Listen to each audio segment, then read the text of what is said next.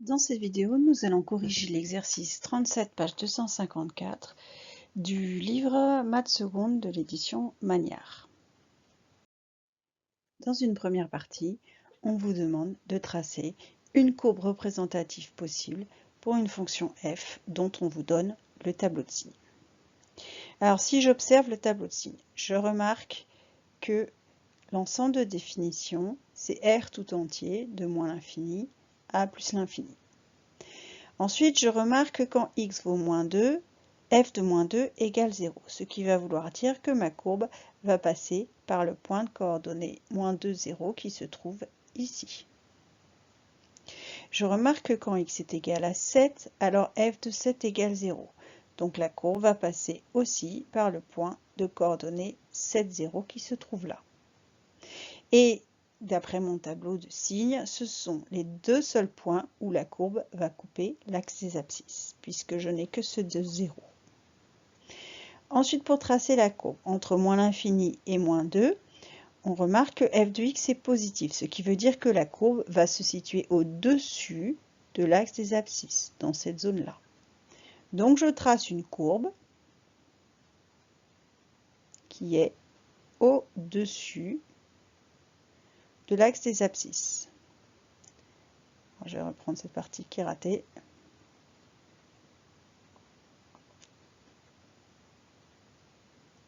Voilà. Ensuite, quand x est entre moins 2 et 7, alors f de x est négatif. Ça veut dire que la courbe va être en dessous de l'axe des abscisses. Ensuite, entre 7 et plus l'infini, f de x est positif. Donc la courbe va être au-dessus de l'axe des abscisses. Donc je peux faire par exemple quelque chose comme ceci.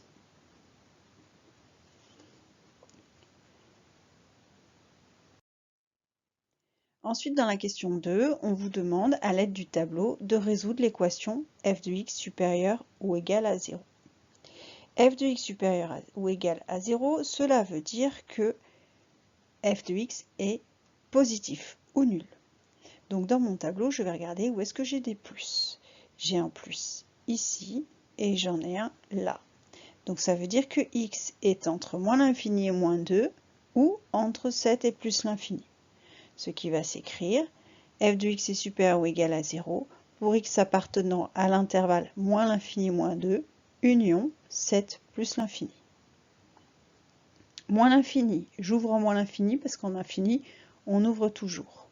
Moins 2, je ferme mon intervalle puisque mon inéquation me dit que f de x doit être supérieur ou égal à 0. Or, en moins 2, c'est égal à 0. Donc, je vais prendre moins 2 compris. Ensuite, en 7, quand x vaut 7, f de 7 égale 0. Donc, je prends 7 compris, donc je ferme au niveau de 7. Et en plus l'infini, j'ouvre puisque en infini, c'est toujours ouvert.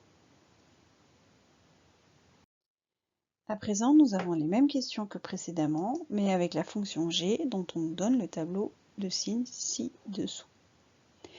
Alors, qu'est-ce que l'on remarque? On remarque que quand x vaut 6, alors g de 6 égale 0. Ce qui veut dire que la courbe, comme tout à l'heure, va passer par le point de coordonnées 6, 0. Ensuite, on remarque que quand x est égal à 11, on a une double barre. Cette double barre veut dire que quand x est égal à 11, eh bien, g de x n'est pas défini. G de 11 n'est pas défini. Donc, ça veut dire que je vais faire ici une droite verticale. On va appeler ça une asymptote. Et ici, exactement à cette abscisse-là, à 11, il n'y aura pas d'image. Ensuite, les signes. On nous dit entre moins l'infini et 6, on a g de x qui est positif, ce qui veut dire que la courbe va se situer au-dessus de l'axe des abscisses.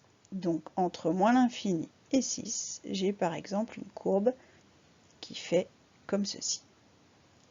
Entre 6 et 11, g de x est négatif. Donc, ça veut dire que la courbe est en dessous de l'axe des abscisses. Ça veut dire que j'ai quelque chose qui va être par là. Et en 11, elle n'est pas définie. Donc, je vais avoir quelque chose, par exemple, comme ceci. Ça veut dire que quand x va se rapprocher de 11, g de x va prendre une valeur négative de plus en plus petite. On dira que la droite d'équation x égale 11 est asymptote à la courbe. Donc la courbe là, elle va se rapprocher de cette droite sans jamais l'atteindre, puisque en x égale 11, je n'ai pas d'image. Ensuite, quand j'ai x qui est un tout petit peu plus grand que 11, j'ai g de x qui est toujours négatif, et ce jusqu'à plus l'infini. Donc par exemple, je peux faire une courbe qui fait comme ça, je peux la faire remonter, il ne faut pas qu'elle passe au-delà de l'axe des abscisses, donc par exemple, je veux la faire redescendre. Et donc là, j'ai la courbe représentative d'une fonction qui est positive sur l'intervalle moins l'infini 6, négative sur 6, 11, mais non définie quand x égale 11, puis négative à nouveau entre 11 et plus l'infini, mais non définie en x égale 11.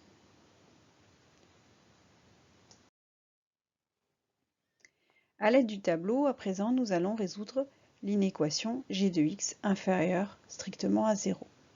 G de x inférieur à 0, ça se dit aussi g de x est négatif. Donc dans mon tableau, je vais chercher où j'ai des signes moins. J'ai des signes moins ici et là. Par conséquent, g va être négative lorsque x va être dans l'intervalle 6, 11, union, puisque en 11, elle n'est pas définie, donc je suis obligée d'ouvrir mon intervalle en 11, union 11 plus l'infini. Il faut que je contourne le 11, puisque en x égale 11, g n'est pas défini.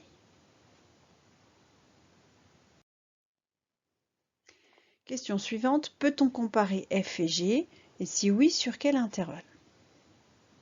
Alors je remarque qu'entre x est entre moins l'infini et moins 2, f de x est positif, et moins 2 se trouvant ici, g de x aussi est positif. Donc là, entre moins l'infini et moins 2, g et f sont positives, mais on ne peut pas les comparer avec les éléments que nous avons. J'ai 6 qui est ici, j'ai 11 qui est là. Et j'ai 7 qui est ici, pour pouvoir comparer dans mes deux tableaux.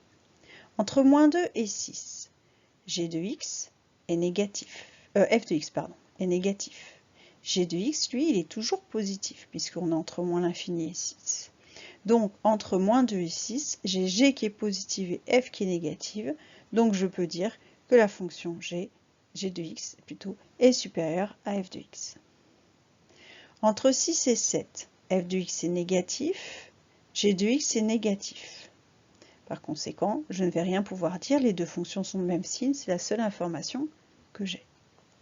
Entre 7 et 11, j'ai f de x qui est positif et j'ai g de x qui est toujours négatif. Donc entre 7 et 11, f de x est positif, g de x est négatif, donc f est supérieur à g. En x égale 11, f est défini, mais g n'est pas défini, donc je ne peux pas avoir d'inéquation à l'aide de g en x égale 11. Ensuite, entre 11 et plus l'infini, f de x est positif, g de x est négatif, donc f va être supérieur à g. Donc sur l'intervalle 7, 11, union 11 plus l'infini, en fait sur toute cette zone-là, sur 7 plus l'infini, f est défini et positif. Sur 7 plus l'infini, g est défini sauf en 11 et négatif. Donc je suis obligée de contourner ce 11 puisque g n'est pas défini en x égale 11.